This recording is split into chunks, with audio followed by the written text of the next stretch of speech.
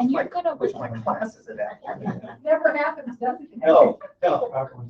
Never. We've got one more. I'm just gonna wait for her.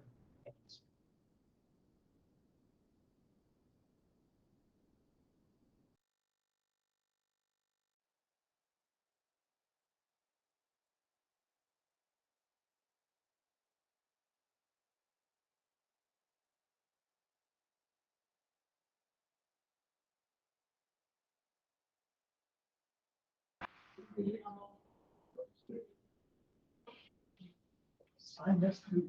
Great. They got done. Could have sat in the back of the room. I said, it's gonna leave.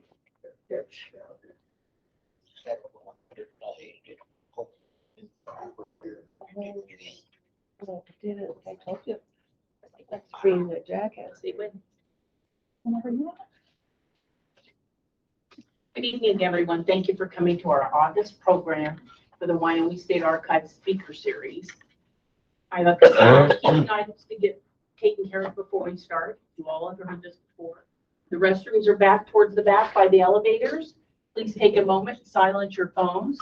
Hold your questions until the end of the program. And those of you watching virtually, because we have people online, you can put your questions in the chat box. Tonight's program is with Dave Marcum, Operation FuGo, the first intercontinental missile attacks on the United States, 1944 to 1945. Dave is retired from careers in the United States Air Force and 30 years as a political science instructor at Laramie County Community College.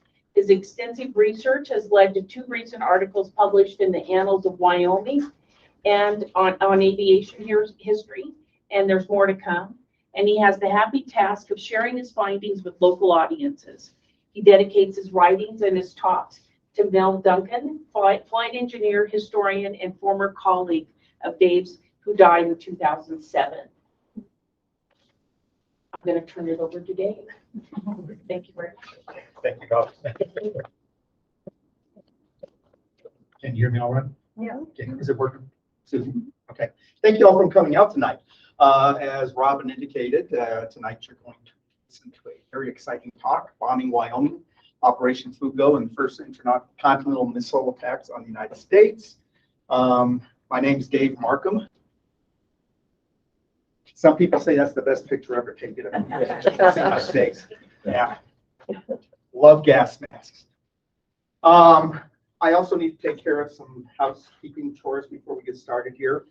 I am going to be using some graphics tonight that could be considered culturally insensitive. In fact, they're culturally insensitive. Okay. So I just want to let you know that that's coming. Okay. I also, okay, if I say something that offends anybody tonight, please don't yell at Susie. Please don't yell at Robin. Yell at me. Okay. And seriously, if I do say something that bothers you, do let me know, because I'm not going to know how to change my act unless I hear back from people. Okay. So sorry if something like that happens. Okay. So some of you I know have attended previous talks that I have given. If you have attended talks previously, you will know that I am all about the context. I don't think you can understand an issue. I don't think you can understand what happened in history unless you understand the background behind that event, the event that we're going to be talking about. The other thing is that Rob indicated I taught 30 years at the community college level. Most of my students would come to class would have a clue. Okay, and so background is very, very, very important to what I do. So before we actually get to FuGo, I'm going to go over some things, most of which you probably have already heard. But, you know, a little reminder probably isn't going to hurt us. So the first contextual item we need to remind ourselves, we need to talk about, is the fact that FuGo occurred during World War II. I think that's a specific moment, a specific period in international history. I used to like to remind my students that before World War II, there actually were 2 separate wars going on around the world. I and then my students always were shocked when I told them this, that World War II actually began in Asia in 1931 when Japan invaded China. I'm not going to belabor the point, but one of the side effects of this particular event, the invasion of Manchuria, the creation of the Manchukuo puppet state that the Japanese created, was a series of border incidents that the Japanese had with the Soviets. And I love this, the Battle of Khalkhin Gol has a very Klingonish kind of feel to it. I love saying Khalkhin Gol because if you're a Trekkie, you know what I'm talking about. But anyway, probably one of the most important battles in American history that nobody has ever heard about.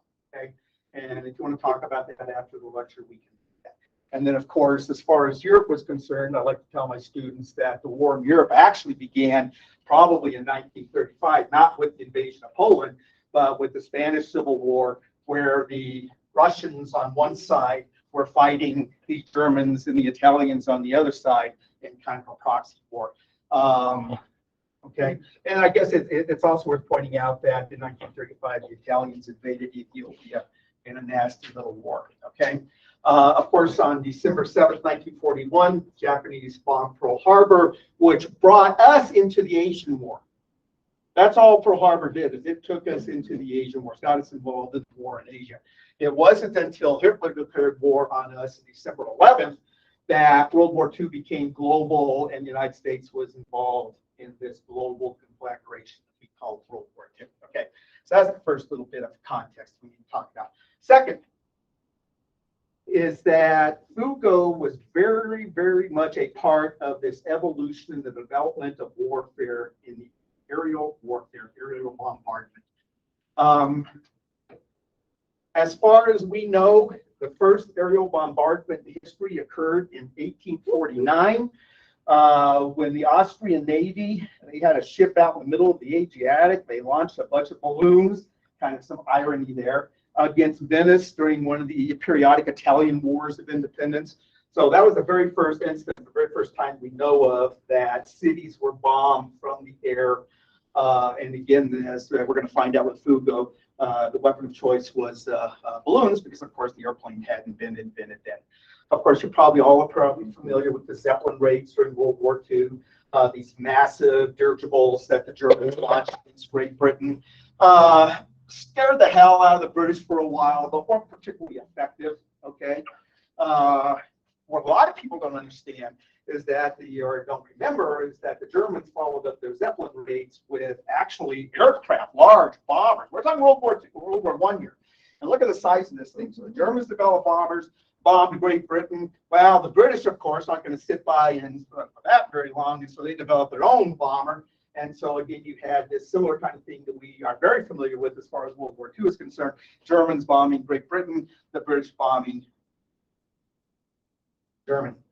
I found this article as part of my research one day. Okay, this is from this is August 1918, folks. Okay, Huns not bombing Cheyenne as many persons believe. Okay, apparently there was a construction project here in town. They were bringing a building down. They had to use dynamite. And I guess a fair number of people were running around absolutely convinced that the Germans were bombing Cheyenne. 1918. Okay, now, does anything about today surprise you when you know that we were capable of believing that the Germans could bomb us in 1918? But again, there's something actually very, very important here. This is how deeply aerial warfare got into the psyche of people. Okay, aerial warfare scared the hell out of people. This notion that Germans could fly across the ocean and bomb the United States, or we could fly across the ocean and bomb Germany, really, really, really shook people up. Okay, so the Germans weren't bombing, okay, Cheyenne, but the Japanese did bomb China during that invasion that we talked about in 1932, Shanghai. Very famous picture. In fact, I think that picture won the Pulitzer Prize. Of course, the Germans then bombed the Spanish town of Guernica, which was memorialized by Picasso in the famous painting. You had the British Blitz over London. And of course, as we saw in World War II, the British aren't going to sit back and let the Germans bomb London. So we're going to turn on more pictures of the London Blitz. So the Germans turn around Operation Gomorrah. in 1943, basically bombed Hamburg back into the Stone Age and continued to do that for the rest of the war. So Operation FuGo is very much part of that evolution, that aspect, the development of aerial warfare around the world. Then, third part. We aren't talking anymore about simply floating balloons over Venice. We're talking actually about developing aircraft that can fly intercontinentally. In the 1930s, the United States built this monster, the XB-15. It's actually a Boeing design. Wasn't quite intercontinental, but we're getting there. These were actually the very first really large airplanes built. We had to figure out how to build these things. Okay, remember, we're talking today, we're building little P-26P shooter fighters, and we're not really, we really don't have the industrial capacity to build these huge airplanes, so we really had to work on that. Douglas followed up with the XB-19, which is another behemoth. You're all familiar with the B-29, and then, of course, the B-36, which we started developing in 1941, and was the first airplane that truly could fly intercontinentally. And while we're talking about it, Hitler had this thing about the United States. He really had this thing about the United States, and he really wanted to bomb the United States. And so both Messerschmitt and Junkers built prototype long-range bombers. They were going to fly they actually could fly one way from Europe to New York, and that was their purpose: fly from Europe to New York, bomb New York City as kind of a symbolic act, show the United States that you can no longer sit behind your ocean walls and be protected from the might of the German Reich. Prototypes never really got very far because they had other things they needed to build besides these kinds of airplanes. The Germans, of course, did develop the V-1 and the V-2, not intercontinental, but that led to the Atlas ICBM, which was the first ICBM that we deployed operationally. And if you know the story, F.E. Warren Air Force Base was the first place where they were deployed operationally. And so, but we'll leave that story for another day. And then finally, part 4, attacks on the United States in World War II.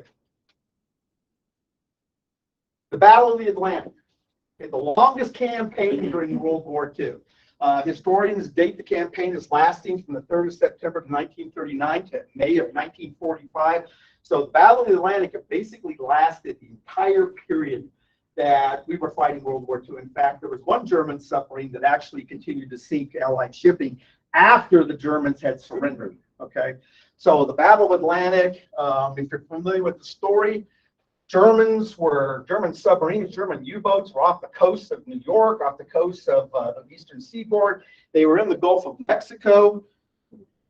People on Cape Hatteras could stand on the Outer Banks and actually watch ships be torpedoed and sunk.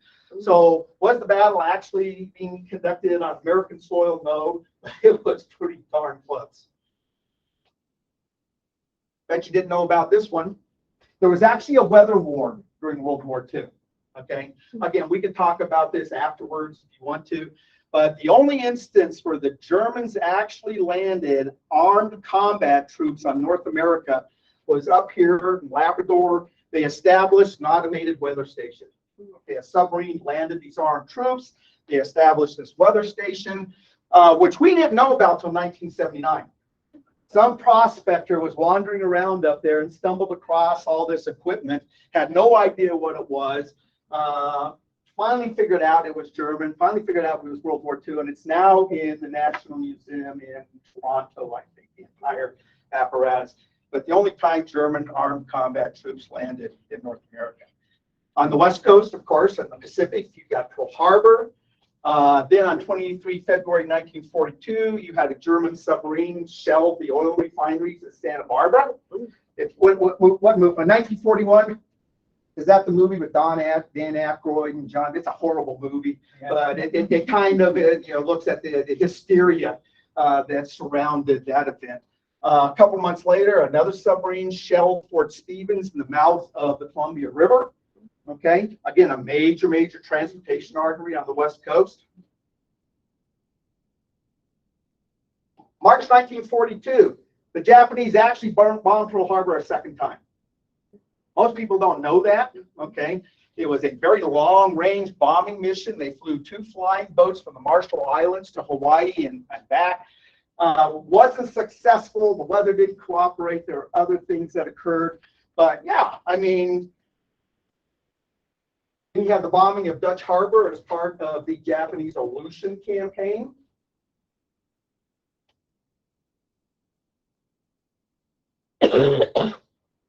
Okay, I'm going to do periodic digressions here because I just, okay. So Robin knows what I talk about. Robin, here's one of my squirrels. Okay. So I'll be doing my research, then I'll find an article or something and I'll do squirrel hunting. Okay. So the Aleutian campaign was part of the Midway campaign, the attempt by the Japanese Navy to finally put the American Navy out of business in the Pacific. The Japanese actually seized a couple of islands in the Aleutians, Attu, Kisko, Adak, okay? We're not going to put up with that, of course, and so there was this nasty little campaign to drive the Japanese out of the Aleutians. In 1943, in July 1943, when we had successfully done that, when we had accomplished that task, driving the Japanese out of the Aleutians, we started flying long-range bombing missions out of the Aleutians against Japan. I had no idea that we did that. I had absolutely no idea. 1943, we're bombing Japan from the Aleutians, which is what, about a year and a half before we start bombing Japan with B-29s from the Marianas. So did not know that. September of 42, you have the Lookout air raid. If you look really, really carefully on this submarine, that is an airplane hangar. These submarines actually carry blue airplanes. And this particular submarine launched its airplane. That airplane bombed a national forest in Oregon. Well, yeah, there's a reason. Okay, there was actually a reason. They wanted to start forest fires. Okay. First time the mainland, the lower 48, had been bombed by a foreign power, if you don't count 1929, when an American mercenary named Patrick Murphy, who was, I think, flying for Zapata or something, mistakenly bombed the United States during one of the periodic border excursions that happened down there. But yeah, but that's the little airplane that the submarine would carry. Okay, they would put the airplane in the air, the airplane would fly off, and the design would drop bombs, start fires, and things like that. Here's the pilot, the only foreign aviator to have bombed the United States during World War, at least the lower 48. He actually, and I love this, I love the Japanese, actually came back after the war, I think it was like in the 60s or 70s, went to Oregon and apologized. Okay, what you have done. I mean, that's just so classical Japanese. I just love it. The Japanese actually were also designing this airplane. It never went operational. It was primarily used for kamikaze attacks. But this airplane was designed to bomb the Panama Canal and put it out of business. Okay, so FuGo occurs with that context kind of hovering over it. Okay, World War II, aerial bombardment, intercontinental warfare, and attacking the American mainland. Okay. Okay, FuGo is it's a Japanese acronym. The best I can describe it, it's a Japanese acronym. Okay, the Fu is a corruption of fusen bakudan, which literally means either fire balloon or balloon bomb. Go in Japanese has multiple meanings. For our purposes, it either means code or operation. So code Fu or operation Fu, take your pick. Okay? Why? Doolittle. 18 April 1942, United States Army, Air Force, and Navy, and kind of a combined arms operation, did this audacious attack against the Japanese islands, launched 16 land-based B-25 bombers from an aircraft carrier. Didn't accomplish much tactically, but just irritated the Japanese no end. I mean, we cannot have this happening. We cannot let the Americans just attack the American or the Japanese homeland with with impunity. And so they came up with various ideas, various plans as how to get back at the Americans. And the one that they eventually implemented was Operation FuGo. Okay, so first of all, let's get some of our terminology clear here. In my title, I said these were the first intercontinental missile attacks on the United States. I'm defining missiles in its very, very, very basic meaning, which is that a missile is an object that is forcibly propelled at a target. I mean, when you talk about a missile, what do you immediately think about? You think about the Minuteman and that kind of thing. No, a missile was the rock that David killed Goliath with. Okay, a missile is the dart or the arrow that medieval bowmen shot out of their crossbows or their longbows. And of course, as I just mentioned, a missile can be an ICM, but a missile is simply an object that is forcibly propelled at a target. And this is where things get really, really, really, really just sophisticated. The propellant that the Japanese are going to use is the jet stream. Okay. We all know what the jet stream is. Okay. The jet stream is exactly that. The jet stream is this stream of air that circulates around the globe, what, about 18,000 to 40,000 feet, extremely high speed winds.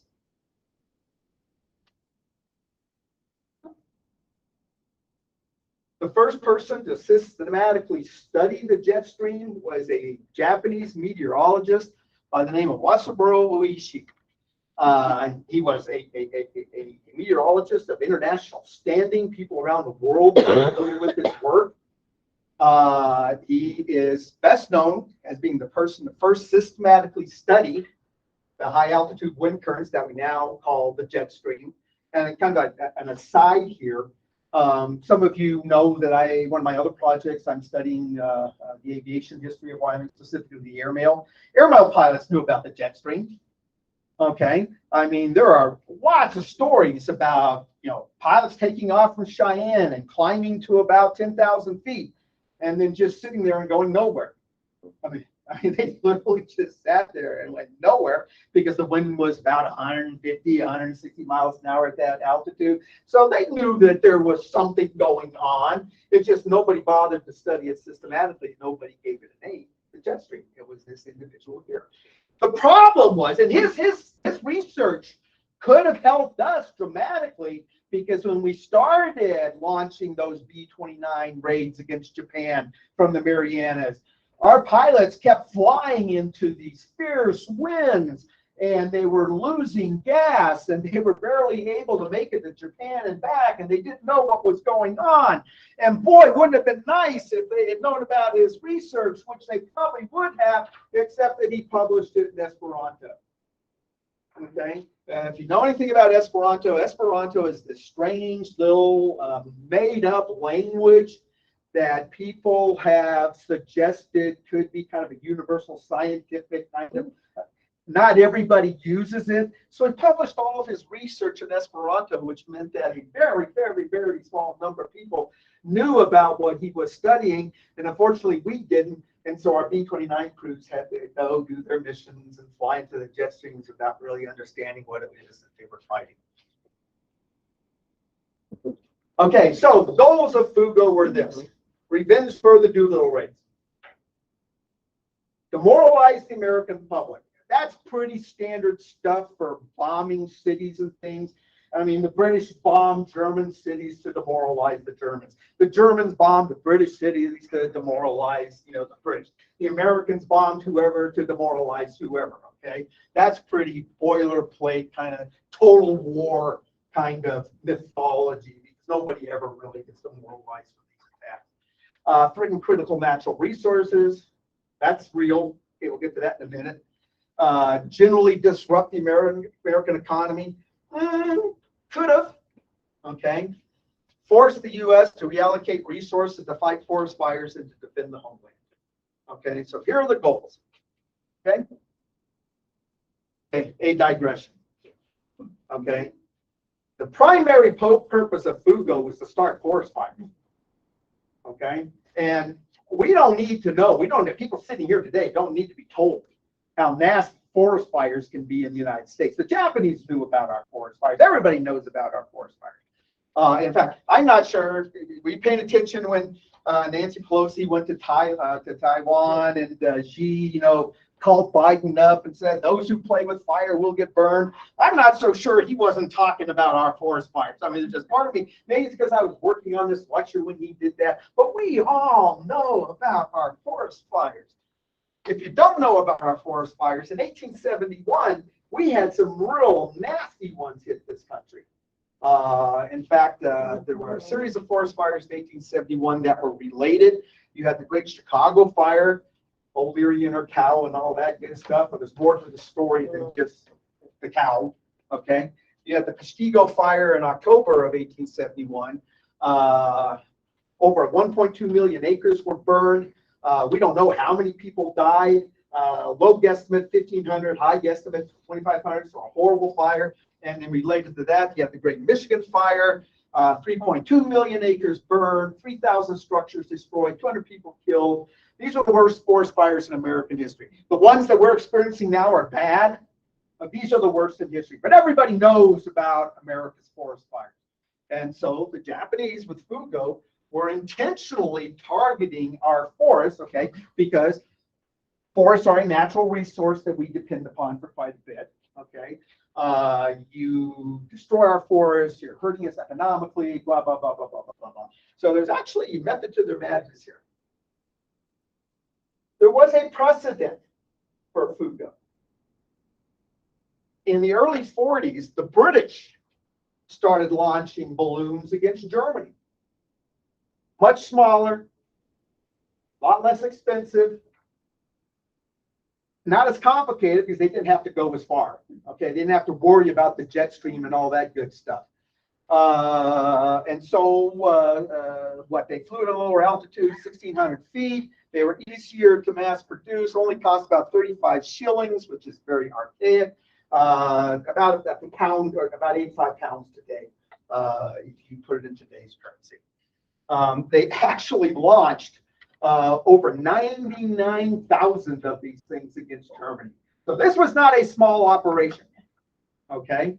It was a fairly successful operation. There were two types of balloons.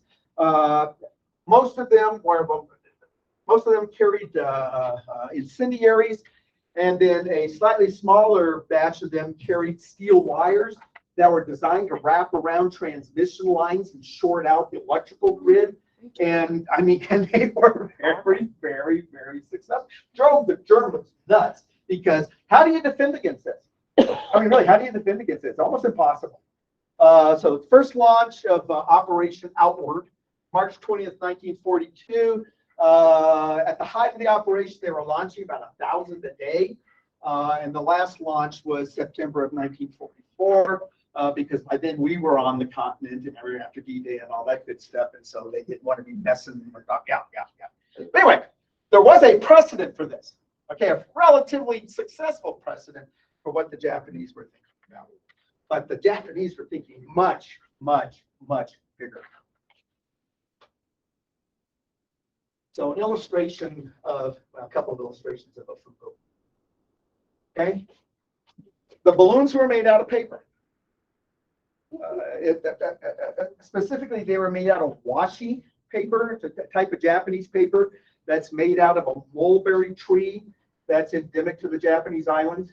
Okay, so you go harvest the tree. It's very fibrous. You boil it down to it and create paper out of it. What they did is they would make panels. They were 5-ply, so they were laminated. So you had 5 panels, or you had 5 sheets of the washi paper that were then laminated using a kind of potato paste. They were then sewn together. The seams were taped, and then the whole balloon was lacquered. And then, of course, you put a suspension curtain that had all of the ropes that connected the balloon to the payload it was carrying, which was called the chandelier. We'll talk a little bit more about that here. Okay? But again, a paper balloon Circumference of a typical FuGo balloon was over 30 feet. It could carry 19,000 cubic feet of gas. So this is not a slouch, okay? At low altitudes, it was capable of carrying 1,000 pounds of payload. At high altitude, say 40,000 feet, it can carry about 400 pounds. Okay, so this is not a slouch balloon. It's capable of carrying some stuff.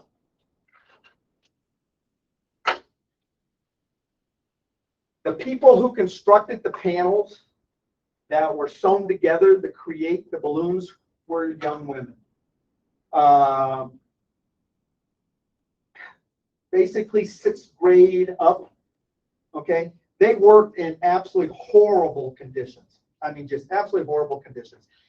Generally in school gymnasiums and abandoned factories, things like that. I mean, there's been a really good documentary. A documentarian went out and interviewed some of the surviving women who had built the balloons, and they talked about the conditions as being sauna-like. If you've ever been to Asia, if you've ever been to Japan or Taiwan or Vietnam, I mean, it's hot over there, okay? But they worked in absolutely horrible conditions. So here we've got them. It looks like they're making a panel here, making some panels here. Yeah, definitely making panels here. They one of the stories I've read about the young ladies who made the panels was they worked 12 hours a day. They were given breakfast and they were given supper. So if they caught themselves being unsupervised, they would eat the potato paste. Oh yeah, during the day, because I mean, who can work for 12 hours on just breakfast and supper? So they would eat the potato paste to keep themselves going.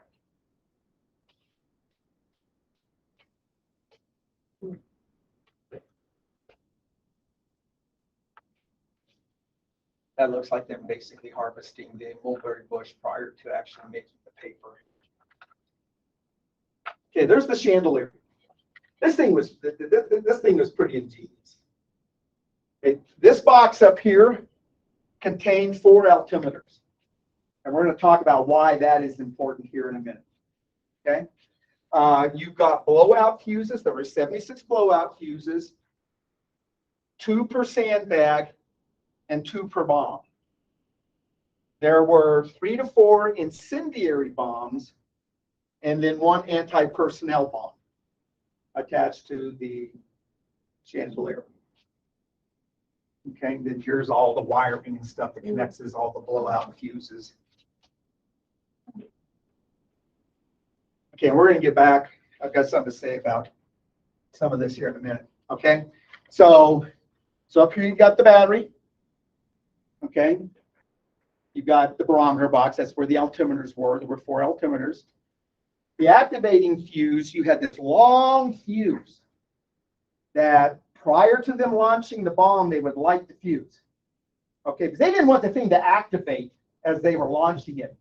So this fuse, they had enough cord here, they had enough fuse here that it would burn until the balloon got to about 19,000 feet. They wanted to make sure that this bomb was well on its way before it actually went active. Okay, so you had the activating fuse. They would light it before they launched it, and it would burn until the bomb got to about 19,000 feet.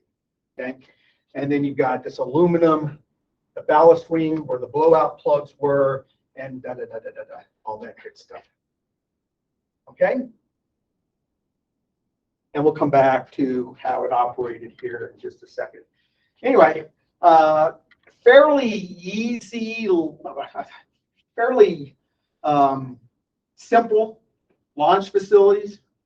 Okay, you had, of course, tanks for the helium. By the way, this was a launch site that was visited by American troops right after we started occupying the Japanese islands. But you had tanks for the helium, and then you had room to lay out the balloon and start inflating it and attaching the chandelier and then launching it. Anybody who's been around balloons will know that getting these things airborne sometimes can be a chore, particularly if you've got some wind blowing, which in this case, they actually did want wind. They, but they didn't want too much wind because it made it hard to launch the balloons. But yeah.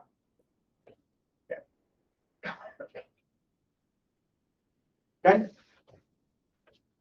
So launch the balloons from Japan, cross the ocean using the jet stream, hopefully to come down somewhere in the United States in a location where some damage can be caused. Okay, this number is important. So we understand FuGo pretty well. We don't understand it as well as maybe we should because a lot of the documentation related to the project was destroyed during the firebombing of Japan. So some of this is kind of guesswork, okay? We estimate that the Japanese launched over 9,000 balloons against North America, okay? The Japanese themselves estimated that about 10% would actually make North America. So anywhere from 900 to 1,000 balloons possibly made it to North America. And we'll talk a little bit more about that. Okay, so here's how the system was designed to work. Early morning launch, get it to altitude. That's when that activating fuse is burning. Okay, you want the balloon to get to altitude before it goes active. Okay. During the day, of course, the gas inside the envelope is going to expand. It had a release valve. The balloons had a release valve. Okay, so if it got too much gas, it would shed volume, okay, and continue on its way. During the night, you lose gas. The gas becomes less condensed. So that's when the sandbags become important. That's when the altimeter becomes important. That's when the blowout fuses become important.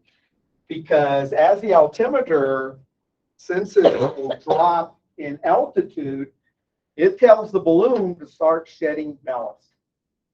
So during the day, it's rising, the gas is expanding, we're venting gas.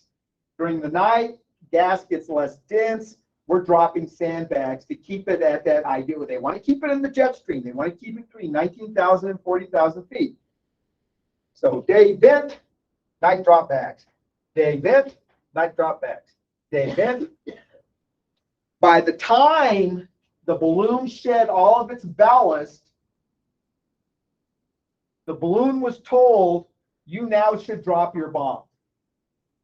Okay, so after it had gone through all of its ballast, and I'm saying told as if it had a computer on board. Of course, it didn't, but it knew that once it dropped all of its ballast, we now need to drop our bombs. Okay, and so once it drops all of its ballast, it drops its bombs. The balloon is supposed to blow up and destroy itself. Get the story. Didn't always work that way, but it is pretty neat. I mean, this is pretty slick. So where did the balloons come down? Best guesstimate, like this. I got this actually from a Thai webpage of all places. Okay, but the darker the red, the more we know balloons came down. Okay, and you'll notice Wyoming got a fair share of its total. Okay. This is a map that actually came out of what I consider the best report done on FuGo, and it shows the dispersion of balloons around the lower 48. Okay? And you'll notice, it shouldn't surprise us, if you think about the jet stream, where does the jet stream come through North America? About where we showed it. I think I do want to go back. No, back. A couple of them did come down in Japan. Okay, so there obviously were some malfunctions, and then you've got, I mean, what is this out in Hawaii? Yeah, so there were some that kind of wandered places they shouldn't have, but it's pretty impressive how clustered the attack actually was. Okay, so balloons start arriving in our neighborhood.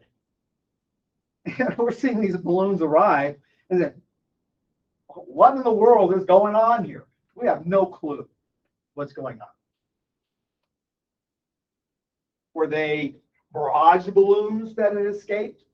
If you guys, if you guys pay attention and see pictures like this is D-Day, and you see all these balloons floating around. These are barrage balloons. They're designed to make it really, really hard for low-level aircraft to get at your ships, to get at your people and things like that. So we see these balloons at the first out in the ocean, and we started, were they barrage balloons that had escaped from somewhere? Were they weather balloons that had escaped from somewhere? Remember my article from 1918, the Germans are bombing Cheyenne? Oh my God, were they carrying soldiers? Were they carrying saboteurs or spies? Poison gas? Biological agents? So we had no clue what these balloons were. We really had no clue who owned them. Okay, they could have been ours for all we know. Okay. This is where Wyoming becomes important. So by my count, we know that 13 balloons visited Wyoming. Okay. So Robert McKesh wrote a book for the Smithsonian in 1973. As far as I'm concerned, his is still the standard work on Operation FuGo. I know there was a book that was published last year, a year before. That's not bad, but it really doesn't do anything to improve upon what it's more readable. McKesh is very academic, okay, but he's still kind of the standard resource as far as FuGo is concerned. According to his list, 1, 2, 3, 4, 5, 6, 7, 8 balloons made it to Wyoming. Okay. The Tactical Air Intelligence Center, that's a mouthful. It was a group of folks that were collected together to study foreign technologies and things like that. They identified 3 other balloons as making it to Wyoming. And then I have found reference in a couple of newspaper articles that mentioned 2 other events. So count them up, 13. I know Phil Roberts wrote an article. It was one of his History of Wyoming articles or something like that a couple of years ago. And he claimed that 16 made it to Wyoming. He doesn't go into any more detail, and so I don't know where the other 3 were. But by my count, 3 balloons actually, I'm sorry, 13 balloons actually made it to Wyoming.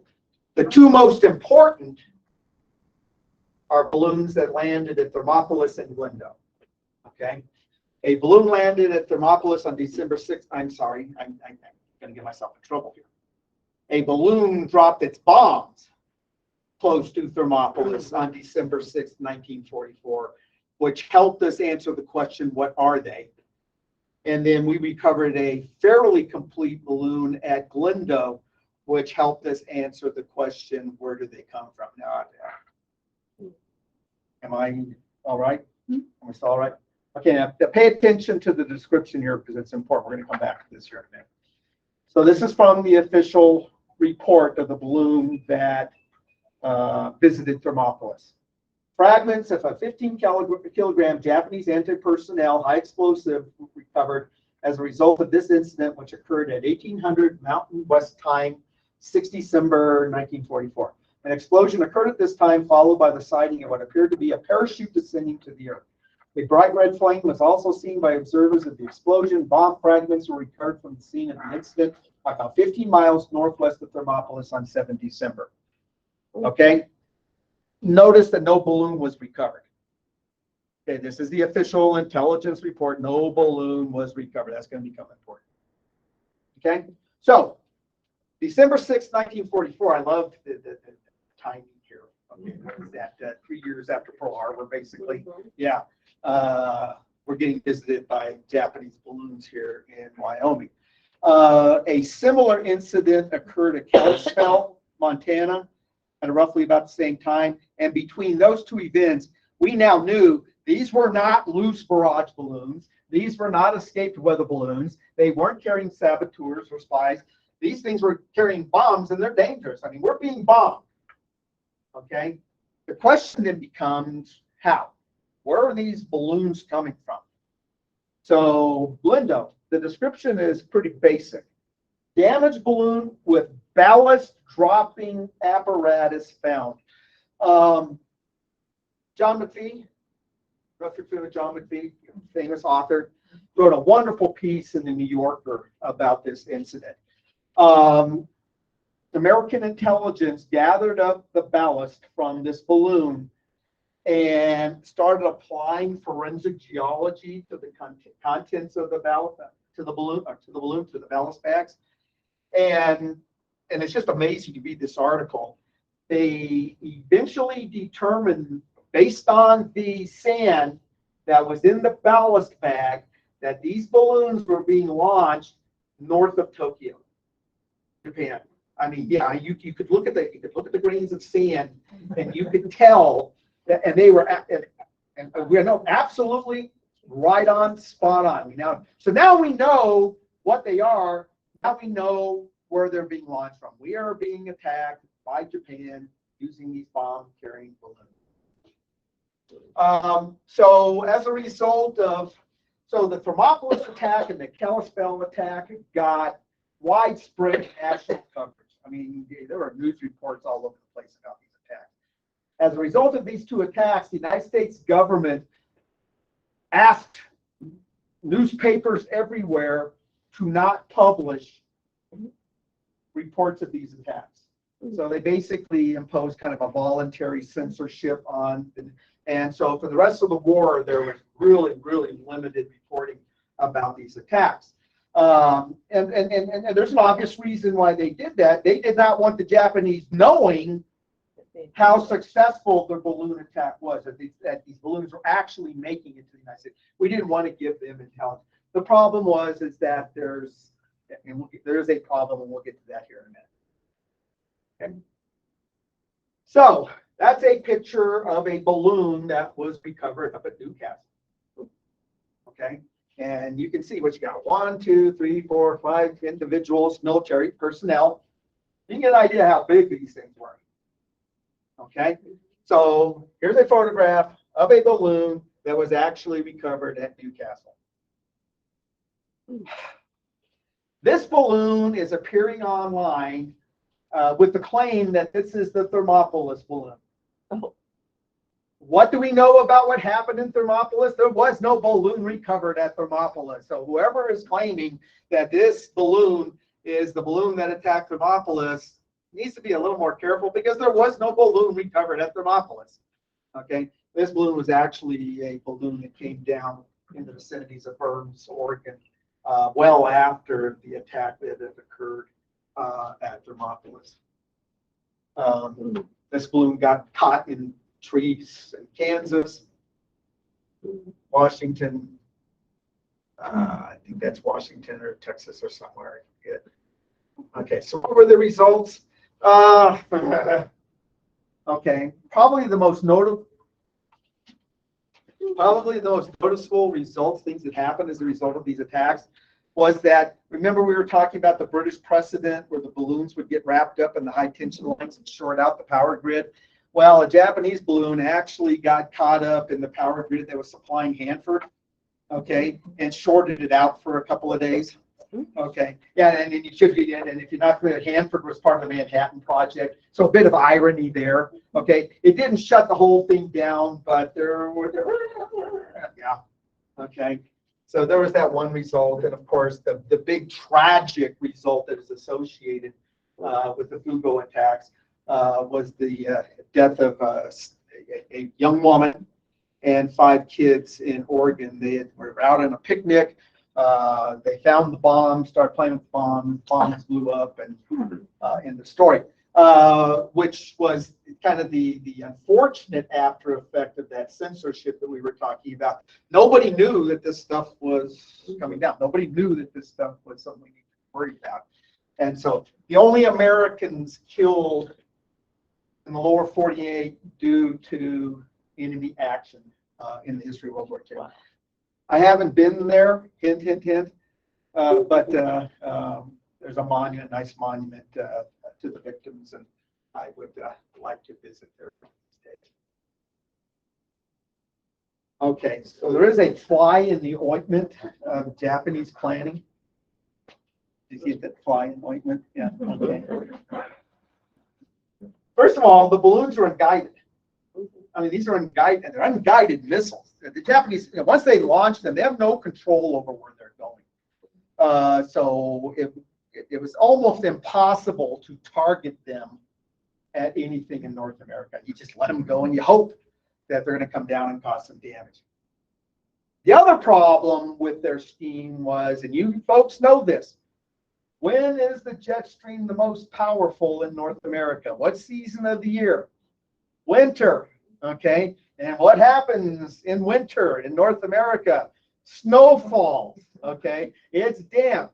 And so even though the winter of 1944, 1945 was a dry one, we didn't have the kind of forest fires that the FuGo didn't produce the kind of forest fires that the Japanese Navy had wanted because it's winter, there's snow on the ground. It's just not going to happen. Okay, so what were our responses? Well, we kind of ratcheted up fighter patrols and things like that. Apparently, the balloons were really, really hard to shoot down. You read some reports of fighter pilots that were actually sent up to shoot these balloons down. I guess they were hard. First of all, it's hard to find them. There's not a lot of metal and radar technology back then being where it was. I mean, it was hard to locate them to begin with, and then for whatever reason, it was really, really hard to shoot them down. But here's a picture of it. It's a gun film camera of a balloon that was actually successfully shot down. I think by a P-38, if I remember right.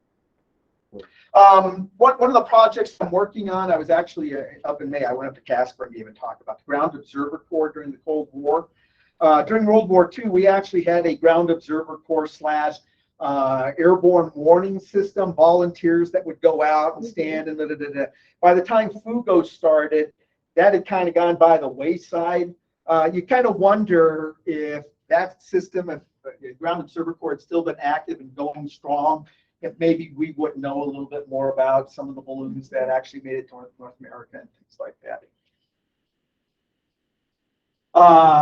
Operation Firefly, an all-black parachute infantry battalion, the 555th Triple Nickels, who really, really, really, really wanted to go into combat in Europe, were held back, and they were trained and they were used as firefighters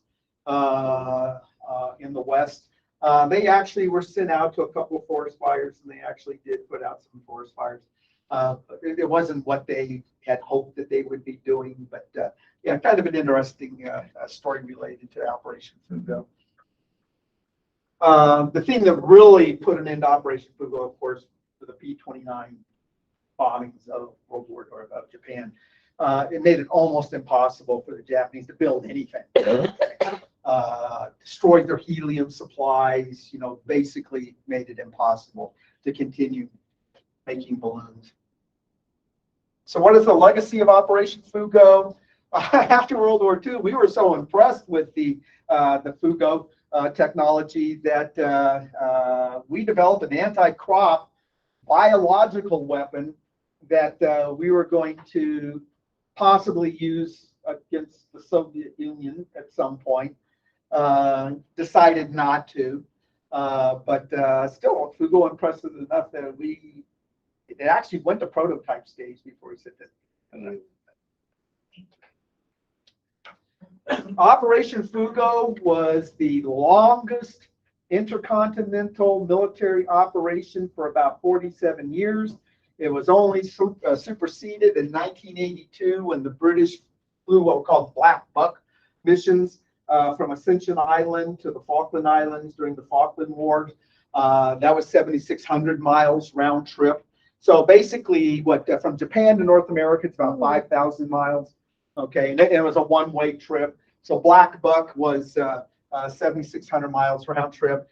And this operation was superseded in 1996 when, of course, the United States, in one of its periodic, you wonder why we do this kind of stuff, flew about 8 B-52s from Anderson Air Force in Guam to Iraq and back to launch cruise missiles against Baghdad. That was 1,400 miles round trip, and 14,000 miles round trip. 14,000 miles in a B-52. That just doesn't excite me. I'm sorry. Yeah. Last year, Palestinians launched fire balloons from Gaza against croplands and Israel, and of course achieved the result that the Japanese had tried to started fire. Wasn't a big deal, but still got people somewhat excited. And this is the thing that I really want to emphasize here. I want you folks to really pay attention to. Okay, think about this. Okay, 9,000 balloons were launched. Between maybe 900 to 1,000 made it to North America. We know of 300 of them. So there's a lot of this stuff still out there. Okay, in 2014, a couple of hunters found the aluminum ring that makes, whoops, thank you, Robin. That makes up the chandelier. Oh, and what's that? That's the tail fin of the anti-personnel bomb. So they were smart enough to call EOD out. It was, I mean, it made a big boom. Okay. 2014, 2019, British Columbia again, same thing. So these things are still out there. If you folks are out and about, if you know folks who are out and about, if you know folks who hunt or something like that, I can guarantee you there's probably one or two of these lurking somewhere out in the wilds of Wyoming. If you find one of these rings, don't mess with it. It will kill you. Okay, seriously, these things are still deadly. So call the local forest ranger, call the sheriff, call Warren, you know, see if the EOD will come out and take care of this thing. Okay. Okay, that's it for FuGo. As I mentioned, I'm working on two big projects, Wyoming and the Transcontinental Airway, Wyoming and the Cold War. If you have any information on any of these projects, any of these events, I'd love to hear from you.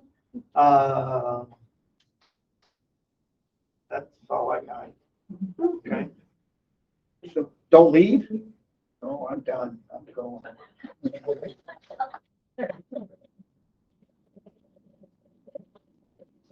Questions? Oh, goodness. Okay. Well, we'll be gentlemen. Okay. What did the British take their balloons from? I don't know. Haven't been interested enough to study it. Was it latex or- I have no idea. Okay. Yeah. That's a good question. I never did. I haven't been interested enough to dig. I'm gonna have to dig into that. Yeah. Where did the Japanese get helium? I know Don't know. Germans had a hard time. They cut them off. Well, yeah, and helium was not easy to come by. It still isn't easy to come by. So, you know, and to be honest with you, I have no idea where helium comes from. So, yeah. Okay. I got homework apparently. I need to find out what the British balloons were made out of.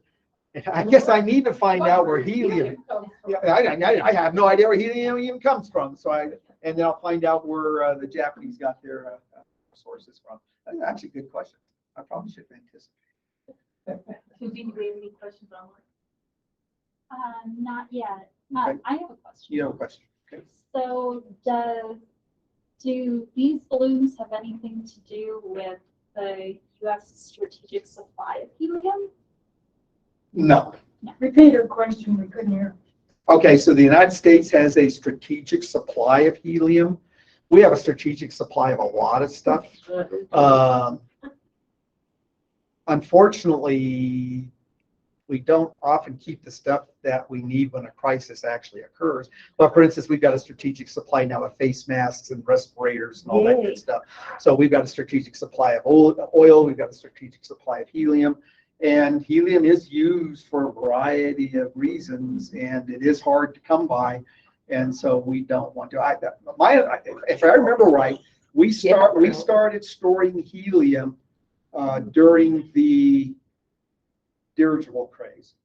Okay, if you guys are familiar with the history, back in the 30s, what the Navy built, I think 4 or 5 big dirigibles. In fact, one of them was actually capable of carrying airplanes.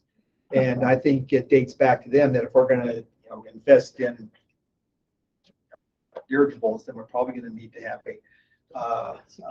a supply of the stuff that makes them go. And I see you're shaking your head, so you agree with my assessment. Okay, so I've got. Anything else? So what was your aha moment when you were doing your research on this project? Was there anything that you just totally shocked you that you didn't? Well, yeah, the Aleutian bombing. I had no idea. I'm interested in airplanes. Okay. And I've been reading. Well, I've been reading this one magazine. It's a British magazine. It's a British aviation magazine since the 70s. It's still in print. And Makesh, the individual who wrote this 100-page monograph about FuGo, wrote a condensed version of that monograph and published it in this magazine in the 70s. And so I became aware of FuGo back then. I guess I wasn't aware of how many of the balloons, I hadn't paid attention to how many balloons actually made it to Wyoming. I certainly wasn't aware of how important Thermopolis and Glendo were to the story. So I guess you could say those were aha moments. But again, I just stumbled across this story of, the Air Force, the Army Air Force, flying B-24s and B-25s out of the Aleutians against the Kuril Islands north of Japan, which isn't not technically the home islands, but still, it's Japanese territory. And it freaked the Japanese out enough that they shifted resources to the defense of the Kurils. And so I had no idea. I didn't know anything about the British operation. And so that's one of the fun things about doing this kind of research is that you always stumble across stuff that you don't know about. Yes, sir. I have a cousin who lives on the old Sundance Air Force Station. Sure. Base house. Oh, yeah. Has been turned over to civilians. Yeah. She and her husband live on the old base. Have you been up there? Yeah. Okay, so you know about the fire lookout, and you know where the reactor is. Best view of Devil's Tower in the state. Absolutely best view of Devil's Tower. Because honestly, God, you're looking down on Devil's Tower. Oh, my. Yeah, it's absolutely beautiful. I love that place. Yeah, I go up there. I've been up there a couple times in the last couple of years. That's a fascinating story. Sundance. Yeah. Any other questions? Any other questions? Any comments? Anything? Okay. How do you know Mel Duncan? So I was in the Guard. And I worked. So when I was active duty, I was an aircraft mechanic. When I joined the Air Guard, they didn't have any positions in maintenance. So they assigned me to the photo lab. And I worked with a gentleman by Laddie Frederick. Laddie Frederick. If you know, Laddie ran the photo lab for his career with a major detour to the loadmasters. When the Air Guard got the C-119s, they needed loadmasters. And so for whatever reason, they asked Laddie to form the unit. And so he flew for about 10, 12 years on the 119s and the 121s. And Mel was a flight engineer. And so anybody been in the Guard? Nobody? Oh, well, Dan. Yeah, Dan will tell you. Sure. Okay. So drill weekends. Okay. Get a little slow, particularly Sunday. And so it didn't happen every drill weekend, but say about 1 o'clock on a drill weekend, Mel would come sauntering into the photo lab and sit down, and he'd start telling war stories with Laddie, and then the rest of us would join in with our war stories. And then if you don't know anything about Mel was a great flight engineer. He was also an incredible historian. And did some fine work about the mining camps over in the Snowies. In fact, he wrote a book about the mining camps in the Snowies. He was very instrumental in getting the monument to the DC-4 crash and Medicine Bow Peak. If you guys drive over to the Snowies, Wasn't he involved in cleaning up the cracks? he was involved. Well, the guard was involved in cleaning up the crash.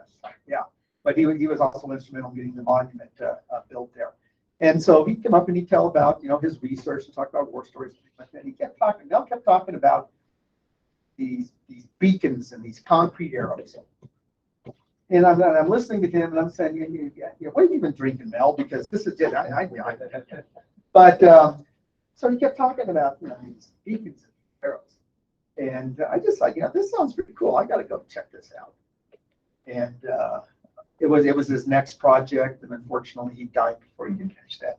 I'm proud to say that I have now been to every existing concrete arrow site in the state. And how many are there? well, there's actually 12 left in the state, and 12 relatively intact, and then there's 5 more that are in bits and pieces. And yes, I'm surveying them, and I'm going to, at one point, I want to get this from the National Register. That's going to take some effort, but that's how I know Mel. Mel was a class act, and a great guy. Died too soon. Died of complications of shingles, and so if you haven't got your shingles shot, make sure you get your shingles shot. Internal. Yeah, it was bad. Yeah, it was not a good way to go. So, Any other questions? Susie, yes, ma'am. What do you mean by I'm not familiar at all with concrete arrows? Oh, goodness gracious. Oh, my. Oh, my. Oh, my. Okay. 2 sentences or less. Oh, stop it. That's not fair. That's not fair. Okay, so think of this. Okay. A biplane. 1920s. And your assignment is to fly from Cheyenne to Rock Springs. Okay. The compass in your airplane is horrible. It's worthless. It's a piece of garbage. Okay. How are you going to get from Cheyenne to Rock Springs? Well, what the post office did, and actually it wasn't even the post office, I need to be careful here, is the Department of Commerce. I will leave that for another day. He actually went out and built concrete arrows in the ground every 10 miles. And the ones out here point east. Okay, so they point from Salt Lake City to Omaha. And so every 10 miles, you had a concrete arrow. And on top of that concrete arrow, you had a rotating beacon that at night would tell people that so this is before radio. I mean, your seat of your pants flying. It's all visual, which of course doesn't work when the weather turns to crap and all this kind of stuff. But yeah, and so these things are pretty cool. If you've ever seen them, and I'll tell you something right now. There's one that's really easy to get to. Okay, Susie was just up at yeah. If you go up to the Happy Jack rest area on I-80, okay.